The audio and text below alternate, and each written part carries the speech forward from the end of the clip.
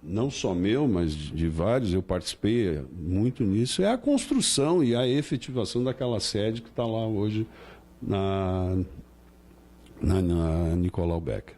Então, que é um local sensacional para todo mundo, que funciona a secretaria, funciona as coisas efetivamente do sindicato, estão ali bem localizadas e à disposição de toda a classe médica. E é uma coisa que poucos sindicatos, poucas cidades têm, né, desse tal nível de construção, de representatividade. Né? Isso foi construído com base realmente, porque só quem está com muito mais condições é Porto Alegre, né? O Sindicato de Porto Alegre, que é um sindicato maior, que abrange muito mais coisas, mas nós temos a nossa força aqui, né, que as pessoas precisam saber, porque nós somos, dentro dos sindicatos do Rio Grande do Sul, uma força secundária do sindicato do Rio Grande do Sul. Né? A verdade é a seguinte, o sindicato dos médicos do Rio Grande do Sul, ele várias vezes tentou nos, vamos dizer... Abranger, né?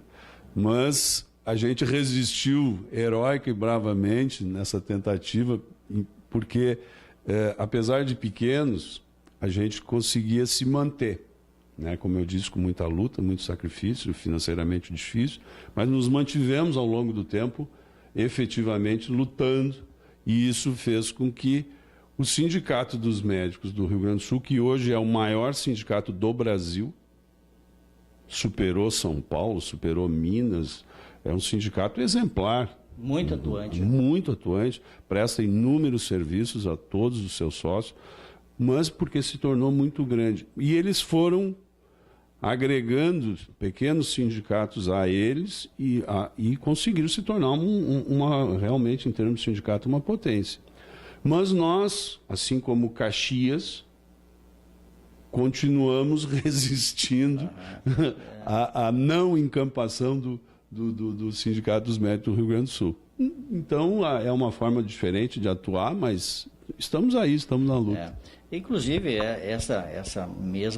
esse mesmo pensamento faz com que a situação médica de Novo Hamburgo, o sindicato, com a sua representatividade, tenha dentro do sistema de saúde de Novo Hamburgo uma força muito grande e uma condição médica, condição de saúde muito boa, comparado com outros centros, né? A nossa saúde, né? Não digo a serviço público, que o serviço público está comprometido em todos os níveis, né? Todas as cidades, mas a nossa classe aqui, o serviço médico está muito bem amparado, né? Nós temos 3 hospitais, né?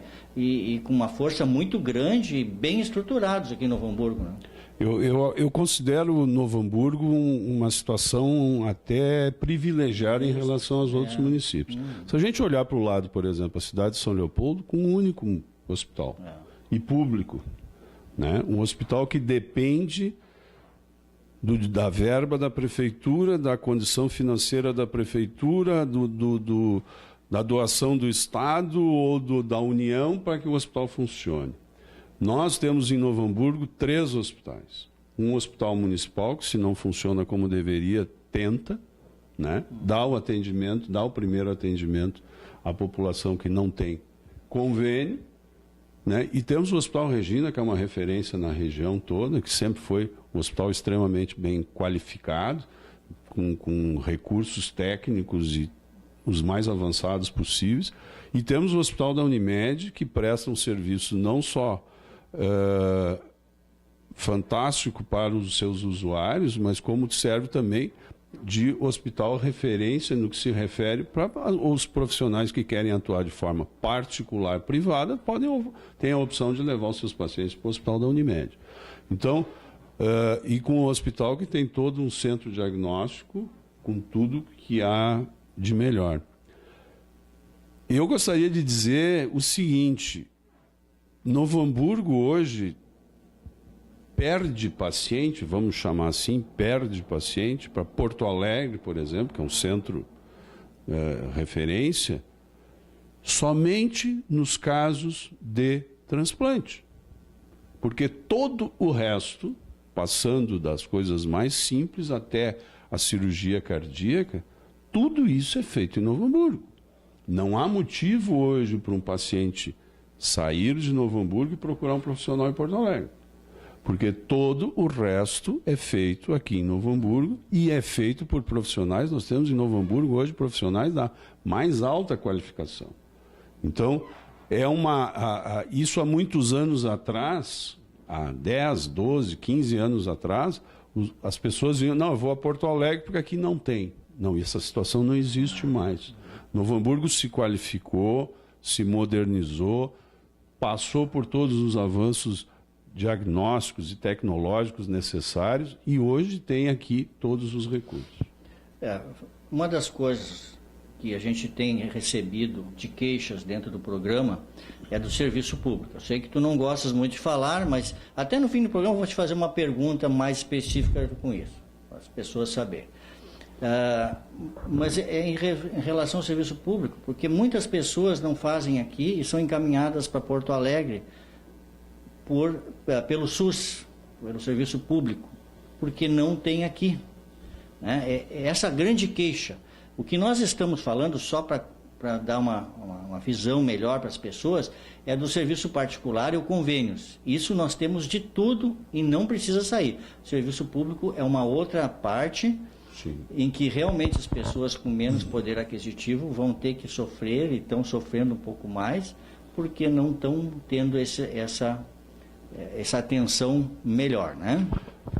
Essa é uma questão muito delicada, porque se no atendimento privado e de convênios a gente tem todo o atendimento que precisa na cidade, por outro lado, é constrangedor para mim, que sou cirurgião, que já trabalhei no serviço público durante muitos anos, que até bem pouco tempo atrás atendi ali no pronto atendimento aqui do centro, na Joaquim Nabuco. Eu fazia ali procedimentos ambulatoriais. Fazia 6, 7 procedimentos ambulatoriais durante 3 dias da semana.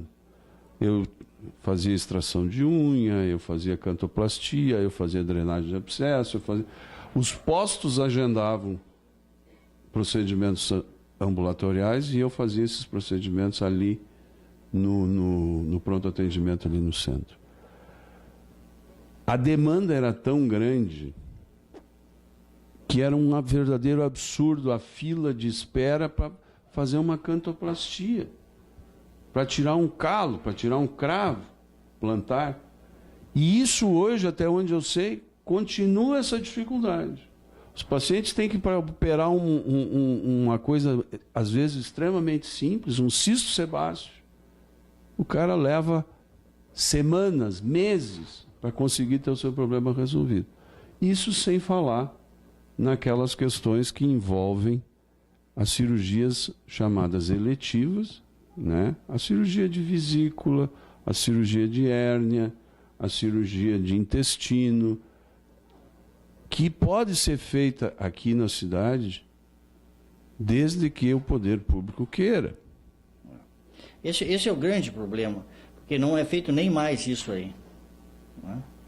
A gente já teve notícias de quem for fazer unha encravada em Porto Alegre. Pois é. Então são coisas que a gente vai ter que buscar soluções, vai ter que buscar de onde tirar essa maneira de dar à população essa atenção. Né?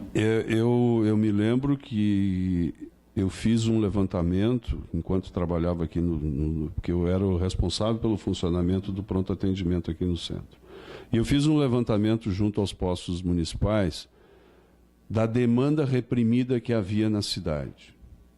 De pacientes que precisavam operar vesícula, de pacientes que precisavam operar uma hérnia inguinal, de pacientes que tinham que operar uma hérnia incisional, de pacientes que tinham algum tipo de cirurgia eletiva esperando para fazer.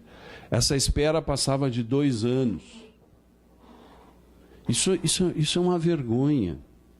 Isso é um absurdo para uma cidade como a nossa, com os recursos disponíveis existentes dentro da cidade.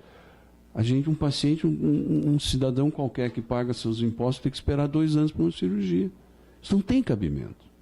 E o poder público não resolve isso porque, na minha opinião, não resolve porque não quer.